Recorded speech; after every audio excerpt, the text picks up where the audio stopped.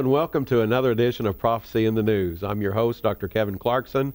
Our guest today is Bill Salus, and Bill is a man that has really delved into the prophetic word of God in the Old Testament as it relates to the nation of Israel and the modern-day nation of Iran. The best-selling book we've ever had here at Prophecy in the News was his book, Psalm 83, and it's a revelation of the nation surrounding Israel and the war that's happening there. Now he's come out with a new book called Nuclear Showdown with Iran. And Bill, it's a delight to welcome you today. Thanks so much, Kevin. It's great to be back. A lot to talk about. Well, tell me the story. We didn't get to it. What led your attention to this passage, which is laid in the Bible for centuries but has never been fulfilled? Well, you know, it's very interesting. I had written a little bit about this prophecy in the Psalm 83 book that you folks have offered. And I was pretty content with that. I thought, well, we'll let the other scholars go unpack it and take it further and see if it's relevant and that sort of thing. I felt it was relevant. And there weren't very many commentaries on it, but I was okay with that. But I was on a television show, TBN, Praise the Lord. They were featuring Jonathan Cahn, who you've had on here before, his book, The Harbinger, and my book, Psalm 83. But a little unusual show. I'd been on their shows before with Jonathan. They had other guests on there, and one of the guests was sitting to my left. His name was Reza Safa, who is an American Iranian. He's on the TBN program Nejat TV, which goes into Iran through satellite television and presents the gospel and things like that. And so we're sitting there in front of their live audience in Southern California, about to go in front of millions of people. This is a heavily watched TV show, and they're putting makeup on us. And, and Reza, who I'd never met before, sitting there with his iPad, and he puts it up right in front of me and goes, "Bill, are you familiar with this prophecy?" It's a prophecy that we're talking about here today on your program, Jeremiah 49, verses 34 through 39. I said, yes. And he goes, well, did you know that this prophecy is the prophecy that the Iranian Christians are looking forward to using to get out of Iran? That there's a burgeoning Christian movement going on in Iran, and they want to preach the gospel out into the nations of the world, and they are looking forward to this prophecy. Wow, let me read this prophecy. Okay, and I'll tell you what caught my attention when you start reading it. Okay, I know some of our viewers may already be familiar because we've already done a show on this, but we're going to the good side today. Absolutely. What you just spoke of, the Iranian Christian movement. Yes. God says in Jeremiah 49, verse 34, "The word of the Lord that came to Jeremiah the prophet against Elam in the beginning of the reign of Zedekiah, king of Judah, saying, Thus saith the Lord of hosts, Behold, I will break the bow of Elam, the chief of their might. And upon Elam will I bring the four winds from the four quarters of heaven, and will scatter them toward all those winds. And there shall be no nation whither the outcasts of Elam shall not come. For I will cause Elam to be dismayed before their enemies, and before them that seek their life, and I will bring evil upon them. Even my fierce anger, saith the Lord, and I will send the sword after them, till I have consumed them. And I will set my throne in Elam, and will destroy from thence the king and the princess, saith the Lord. But it shall come to pass in the latter days that I will bring again the captivity of Elam, saith the Lord." Yeah. So as you were reading there, the first four verses, very troubling news if you're in Iran. The last two verses, very promising news. Yes. He'll set the throne in Elam. He's going to restore their fortunes in the latter days, which is one of the tip-off points that it's a latter-day prophecy for our time. To continue the story as we get into your program here to conclude it, I said to Reza, that's exciting about that Christian harvest going on over there. I'm somewhat familiar with it, but I didn't know it was as expansive as you're talking about.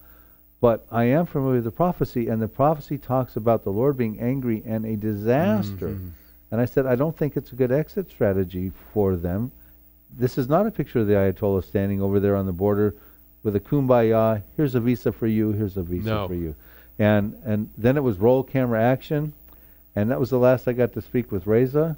But I thought to myself, Lord, what was that all about? I mean, and through a series of confirmations, Kevin, I came to the conclusion the Lord wanted me to write this book. So you researched it thoroughly. I did, and unpacked it in the book, showed it's not historically fulfilled. And as I was going through this, because I was really mainly dealing with the disaster aspect of it and its probable relevance to Iran's nuclear program right now, a nuclear disaster probably in the making. But the Lord led me through, and it's starting right there. I was talking about that program.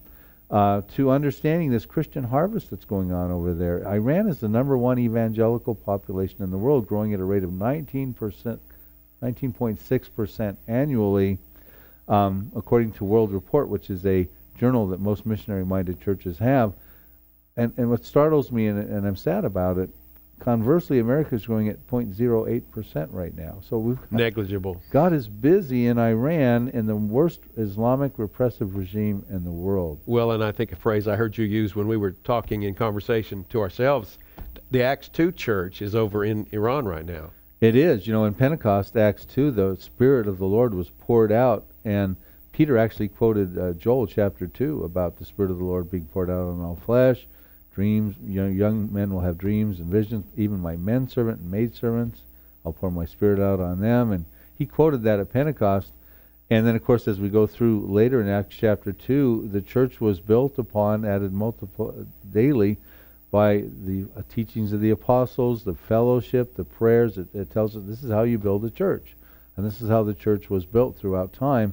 And that's what's going on over there right now. The Spirit of the Lord is being poured out on them. They are trying to be learning the Bible as best they can, but they've clamped down on home churches over there because of this burgeoning phenomena. The Ayatollahs 2 years ago issued a decree, close all home churches, imprison all pastors, and persecute all Christians. So it's very difficult for these people in Iran to learn about Jesus, but when they hear about him through satellite TV and the internet, they come to him by tens of thousands. We estimate right now, they think 1 million, but they really think there could be 3 to 5 million Christians in Iran of a population of about 80 to 85 million. That's just fascinating and incredible.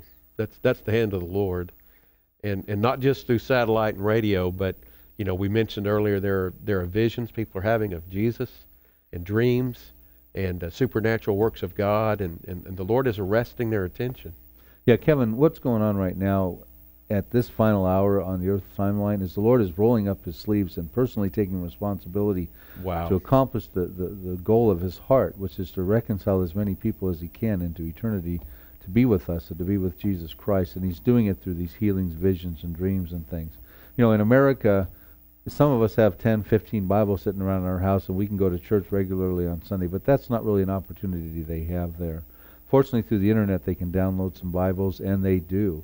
And they do try to smuggle Bibles in, but smuggling a Bible in is worse than peddling drugs in Tehran. I mean, it's a criminal offense, and the kingpins, for lack of a better word, the pastors that are really trying to disciple people over the underground church, they can be sentenced to prison and executed. And this last 2 years, if you were a Christian before maybe 5 or 6 years ago, you would be sentenced to prison time. But you could hire an attorney. You might be able to get yourself out in a year or two. But right now, if you get imprisoned for Christianity and try to hire an attorney, the attorney will be arrested, and you're going to spend 8 years or so, and it's going to be a double, triple sentence. And if you're, like I said, a leading pastor, a big figure, you're probably going to be executed. It's just unbelievable. It is. I've heard some stories from some people that have lived through that, and their stories have come to us through some missionaries that have contact with them in Iran. But the church has to meet very secretly and covertly, and I'm told, as you said, they want to leave the nation and share the gospel. I'm told of some young man whose dream it is to go to Mecca and actually leap up on the black stone and proclaim the gospel, knowing they're probably going to be killed instantly. See, this is what's amazing to me, and this is what I want to get across to the church in America right now. These people are coming to the Lord in the worst of persecution. It's almost like the early church back in the 1st and 2nd centuries. But see, they're coming out of a dark religion that they felt they were already dead in. They were. And so if they have to risk their lives right now to live for Christ, since they already felt they were dead, they're willing to take that.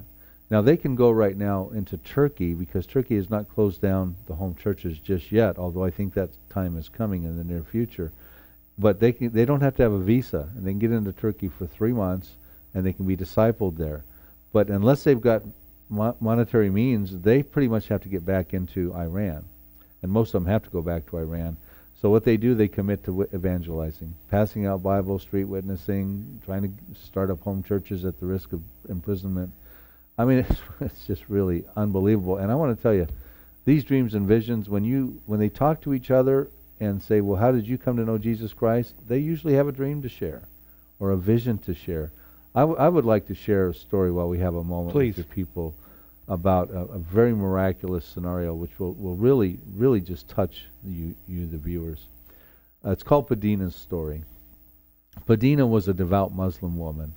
Raised, she studied the Quran devoutly, prayed 5 times to Mecca every day, but she was not happy with her life. She didn't feel like Islam was fulfilling her. Much this common story over there in Iran and these repressive places. So she was going to commit suicide. And the problem was she had a mother who was disabled, had multiple sclerosis, couldn't really walk and get around, and she was taking care of her mother. And so when she told her mother she was going to commit suicide, her mother was very disheartened and said, well, you're going to have to kill me too. A double suicide. Wow. They were going to commit suicide that night. And then a friend of mine who also has satellite television going in named Hormoz Shariat, Joe Rosenberg calls him the Billy Graham of Iran. He's led thousands to the Lord through satellite television. He has Iran Alive Ministries. He's just a wonderful guy, great ministry. He was on TV, satellite TV, and the mother was watching it the night they're going to commit suicide. And he was saying, if someone's going to commit suicide right now, which, by the way, suicide is the #2 death rate in Iran. Is that right? Behind heart attacks, even higher than cancer and any other type of thing. That's how dark Islam is. It is. There. And so she's watching. He says, if anyone's going to commit suicide right now, don't. Let me tell you about Jesus Christ. And the mom's crying, and she's saying, Padina, you got to come talk to. He said, call me right now. So she calls him. The mom calls him. And she's crying, and she's going, yes, Jesus needs to help us, and this and that. And Padina's going, I don't get me on the phone, don't get me on. So finally she picks up the phone. Hormoz can't talk her out of it. She's so hard. He talks to her for an hour. He says to her finally, give Jesus 1 week. You can kill yourself in a week. You can kill yourself now. Give it a week. Give Jesus a chance. Wow. She said, I'll tell you what. I'll give it a week. Padina says, I'll give it a week. I will come back on your show on the phone and we'll commit suicide on your show. At least I can serve Allah that way. The next morning, Kevin, she wakes up to hear her mom walking briskly throughout the house. Mom's healed. Mom can walk. Padina says, oh my God, we got to go see our doctor. And the doctor says, this is a miracle. This is a miracle. What imam were you praying to? And Padina says, no, this can't be happening. This can't be happening. We weren't praying to an imam. He says, no, it's a miracle. She's healed. She says, well, we were praying to Jesus. And now she serves Jesus in a very high capacity over there in the underground church. And her husband is in charge of many, many pastors over there. Can't mention his name because he's a high-profile person. That's just one story. Can you believe that story? So that is what is going on in Iran. Fascinating. Right now. And I want to tell our viewers that, as always, that we talk about Islam, and it's a satanic system of darkness, but God loves Islamic people, and He loves the individuals that are trapped in that bondage, and He wants them to turn from darkness to light. And we need to pray for them and pray for the persecuted church. And if you've joined us today, our guest is Bill Salus. Bill's going to be with us at our Prophecy in the News conference in Orlando in March of 2015. The dates are March 5, 6, and 7. We would love for you to join us there, and you'll be blessed by what is shared. Hello, I'm Dr. Kevin Clarkson, excited to invite you to the 2nd Annual Orlando Prophecy Summit. It's taking place this March 5, 6, and 7, 2015, and I'd love for you to be our guest. It's going to be in sunny Orlando, Florida, as I mentioned. We have an incredible lineup of speakers for you this year. The New York Times best-selling author Jonathan Cahn will be there, and his brand new book is breaking the record set by his first book, The Harbinger. And Bill Salus has made the forgotten prophecies of the Bible come back to life. Psalm 83 and Jeremiah 49 are prophecies that were written for our times. Paul McGuire wowed the crowds in Colorado Springs with his presentation. Paul will definitely be having something new and exciting up his sleeve for us in Orlando. These are just a few of the prophecy experts that are going to be with us. You can register, and the cost is only $90, and these 3 days of exciting teaching are going to be available to you by calling 1-800-475-1111. Bill, if we could sort of maybe connect these dots, we're looking at Jeremiah 49, the prophecy of Elam, and it's a nuclear showdown with Iran. And you have a video on that as well as a book, and these are available to our viewers. You will want to take advantage of these. The book is $14.95 plus shipping and handling, and the video is $14.95 plus shipping and handling, and I believe we put them together, and you can get them both for $27.95 plus shipping and handling. Take advantage of that, and you can call the 800 number on your screen or go to our website at Prophecy in the News and place your order there. But Bill, as you look at Jeremiah 49, how do we get from nuclear disaster to this move of God? How does this play out and link together? Right. It's interesting. It does seem to be talking about a disaster, has not happened yet, and probably nuclear because it does lead to a worldwide dispersion. We covered that more in your first program. Right. I personally think that because this is forthcoming, that God has chosen that area right there as the spiritual battlefield. There's a reason that that's the #1 growing evangelical population in the world. He's reaching in there right now because the hour is so desperate and so dark, and the leadership is so bad. And so we see that right now the good news for Iran is that God is busy in there. He's very in love with those people over there, as he is with all people. He loves the world so much that none would perish. We're told in the last 2 verses he's going to set his throne up in Elam, which is one of the reasons they're very encouraged in Iran. We were talking about that earlier in the program, these Christians. And they talked about they will leave the area because it talked about a worldwide dispersion. Unfortunately, that is provoked by the disaster. So we've got this interplay going on between the concerns of the bad Islamic regime and their quest for a nuclear goal, but yet God being very busy in there, going toe-to-toe, Islam with Christianity. The good news, of course, that they're also holding on to is the very last verse, in the latter days I will restore the captives of Elam, I will restore the fortunes of Elam, which is a central theme in Bible prophecy. Yes, it is.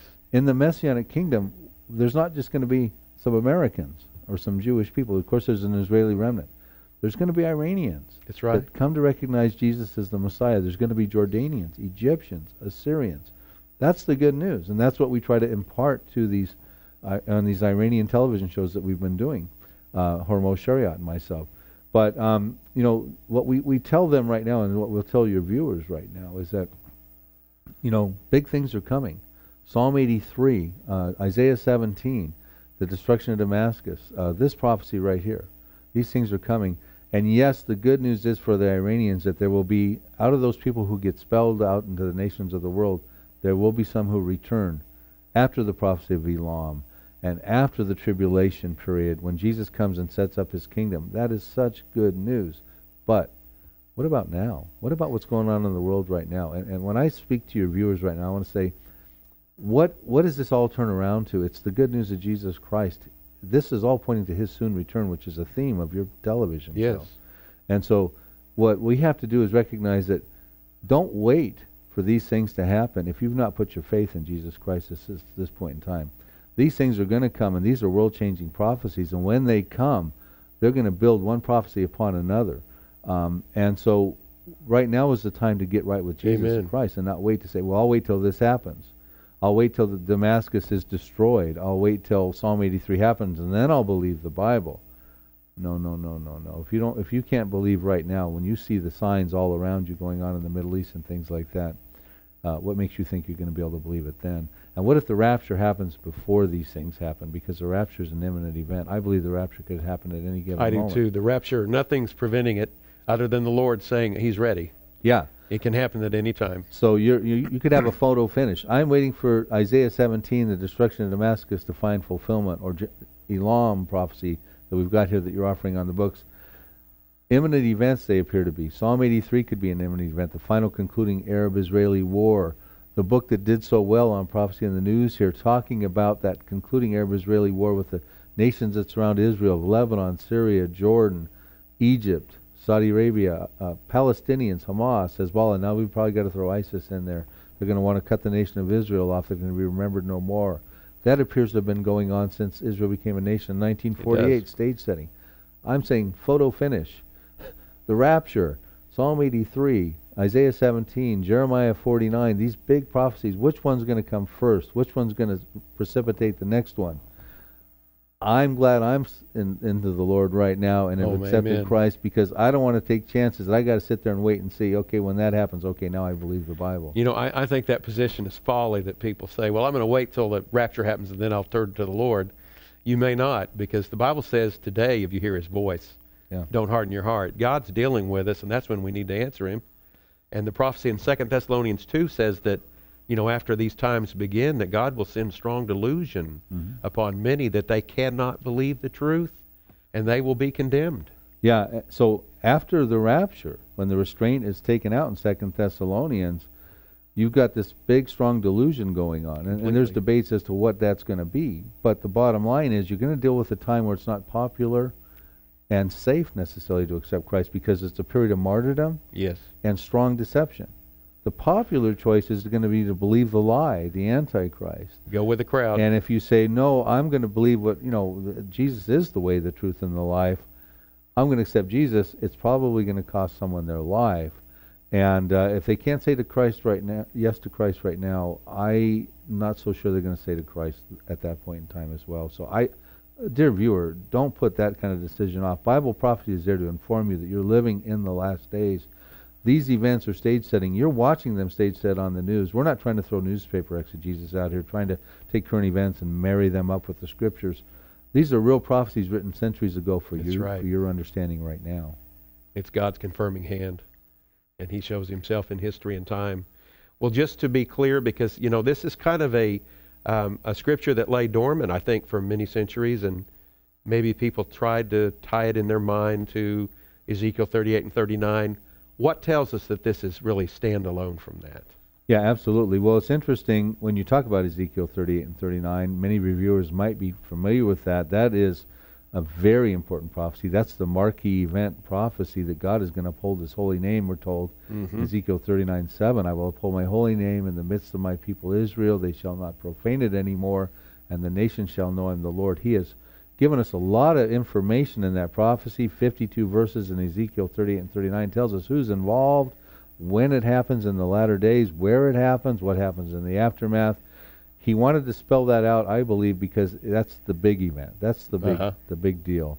But when we look at Ezekiel's prophecy, which is dealing with Persia in part, it's talking about Iran. So people say when you want to know Iran's future, they go to this prophecy.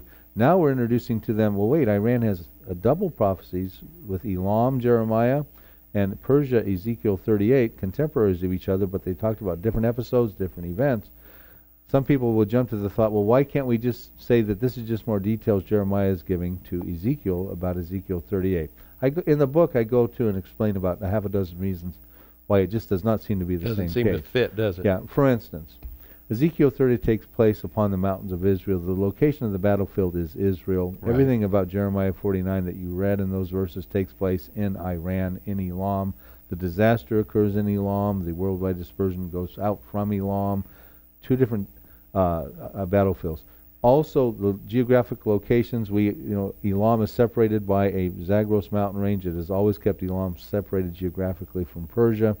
Ezekiel, the question I asked in the book as I study it is, Ezekiel talks about 9 populations. He's very specific. Gog, Magog. He's got Magog, Meshech, Tubal, Togarmah. Most of your viewers won't know those names that we've got. But it's a coalition of nations, isn't it? Yeah, specific names of Turkey and Iran, and there's 9 altogether. But he's specific about who he puts, but he doesn't put Elam. He puts Persia. So then you ask yourself, does Ezekiel even know about Elam? Well, he does. In Ezekiel 32, he writes about Elam. And I point out that prophecy there. So he's probably giving information that enhances Jeremiah's prophecy in Ezekiel 32, a little more details there. So I believe the conclusion that your viewer or the reader will come to is that Elam was intentionally omitted by Ezekiel in Ezekiel's prophecy because it's not included. Well, as we look at this today, then we need to keep our attention on the fact that Israel is going to survive. No matter the threat from Iran, no matter the nuclear warheads being developed, God has a long-range plan, not a missile, for Israel. Yeah, I'm going to take just a moment as we start to close out the program to sequence a couple things, and I want to tell the viewers here that this is speculation, but it's probably not too far-fetched. And what we've got here at this point in time is that Israel has been waiting to, if they were to strike Iran, and at this point it appears as though they have very little choice at this point to strike Iran. They were waiting for the midterm elections in America to come and hopefully sway Republican. And we're not trying to go political on your viewers here, but they felt that a Republican-held Senate and Congress, would, House of Representatives, would be more pro-Israel in the event of a strike. And I know that firsthand because I've had breakfasts with some Israeli politicians and things like that. Right. They were also waiting for the negotiations between Iran and the international community called the P5+1 to come up empty, which on November 24th of 2014, a second extended deadline, they came up empty. No negotiations were fulfilled. They're probably going to extend some more.